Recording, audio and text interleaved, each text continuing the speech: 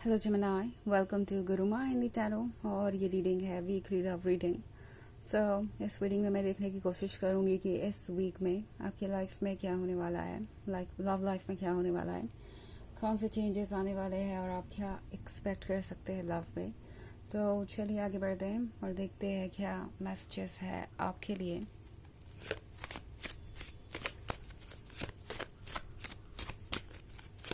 Messages for Gemini.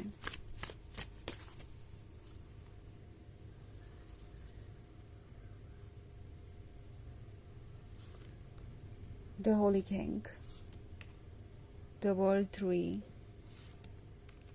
the Standing Stone, the Wild Hunt, and the Earth Mother.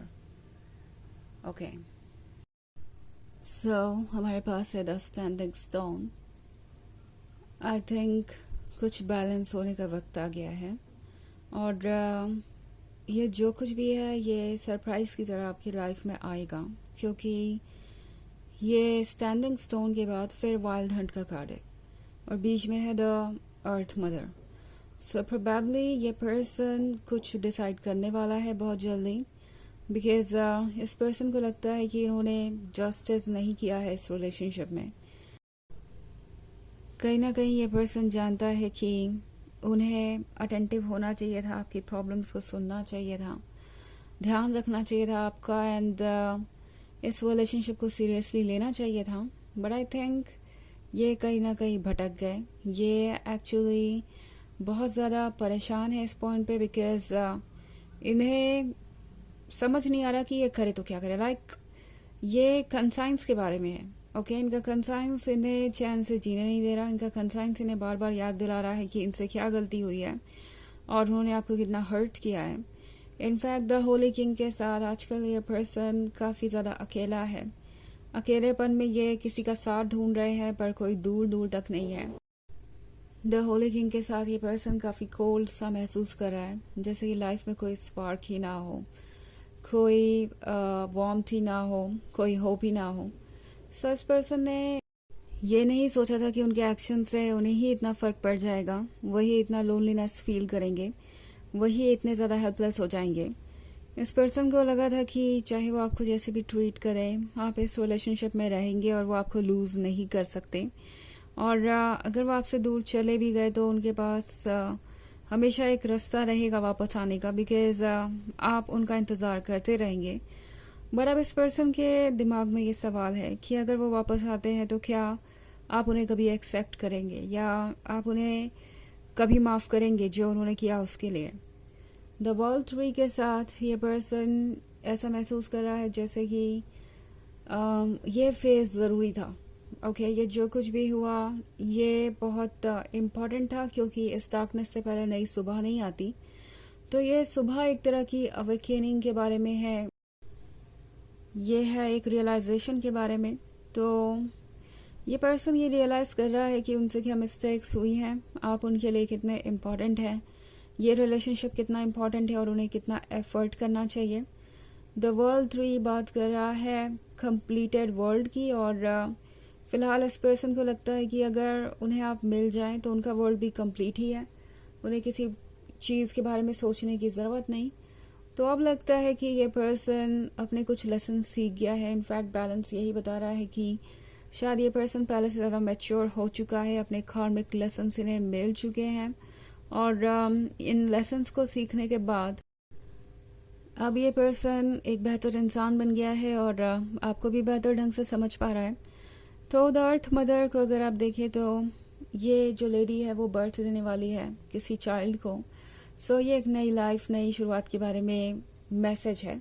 ये person चाहता है कि आप दोनों एक नई लाइफ को स्टार्ट करें। ये आपके रिलेशनशिप को दर्शाता है, ये जो बेबी है यहाँ पे। सो ये रिलेशनशिप जल्दी ही ग्रो करेगा, और ये रिलेशनशिप कुछ ऐसा है जो डेस्टिन्ड है आप दोनों के लिए, और अगर वो इससे दूर भी जाना चाहें तो नहीं जा सकते। इनफैक्ट द वाइल्ड हंट के साथ उन्हें ये महसूस हुआ है जैसे कि कुछ चीज़ों ने उनकी दुनिया ही बदल दी है।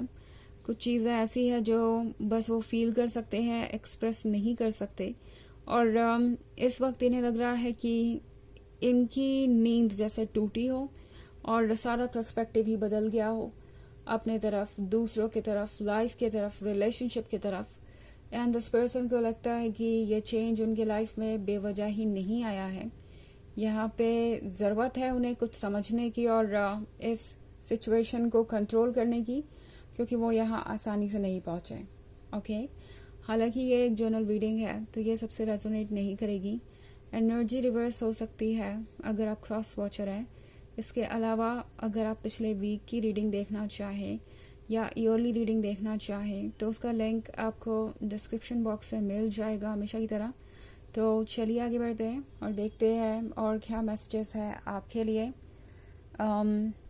जेमिनी,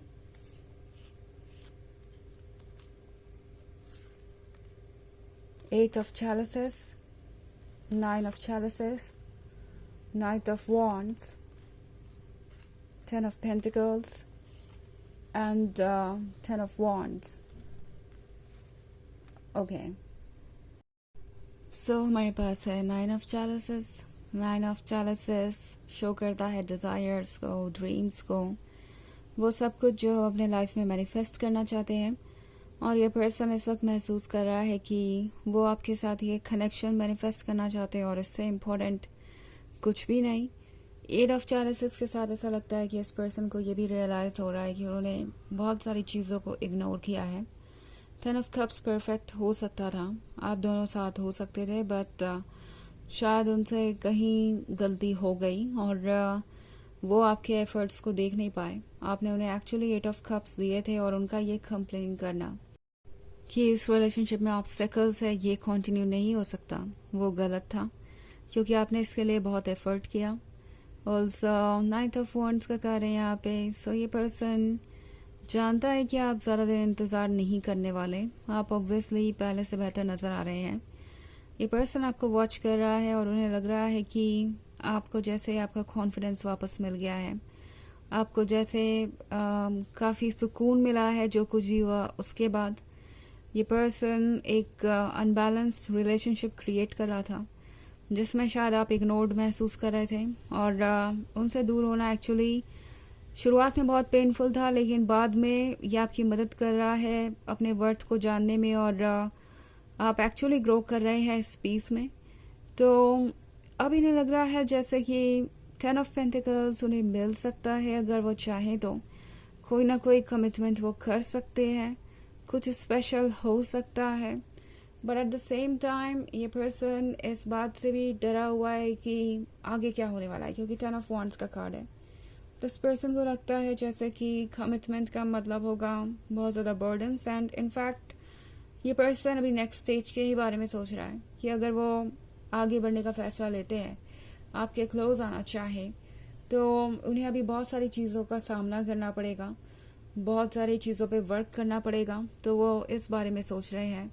ये थोड़ा उन्हें डरा ज़रूर रहा है, बट ये पर्सन हिम्मत करेगा और उन्हें दिख रहा है कि वो काफ़ी जर्नी ऑलरेडी कर चुके हैं, बस थोड़ी और हिम्मत दिखाएंगे तो वहाँ पहुँच ही जाएंगे जहाँ उन्हें होना चाहिए।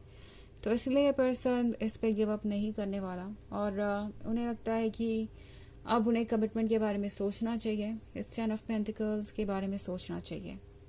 ओके, तो चलिए देखते हैं आपके लिए ऑरेकल मैसेज क्या है।